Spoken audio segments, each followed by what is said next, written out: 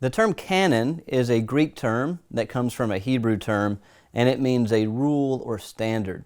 And so when we talk about the canon, we're talking about the standard that God has given to us for life and faith. It's another way of speaking about the Bible. The Bible is the canon. It is God's given to us rule and authority that guides us in how we should live. The Old Testament canon is standardized at least by the 2nd century BC, and you see the way that the New Testament writers allude to, quote, and refer back in various ways to the books of the Old Testament. The New Testament canon is a set of writings that comes to us from the apostles and their associates.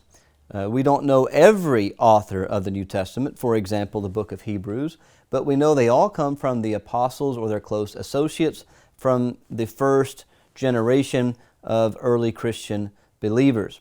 And these writings were recognized by the early church fairly unanimously without any type of official decision mandating them.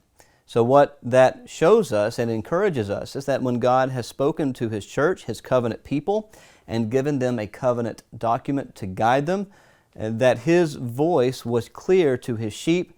And so even though there are some questions about this book or that book in this particular area or that particular area, on the whole, the rise of the New Testament canon is fairly uniform and happens without any major necessity of a decision from the top down, as it were, dictating what those books should be. Instead, what we find is that the New Testament documents emerge like the cream rises to the top and were recognized as God's voice for His people.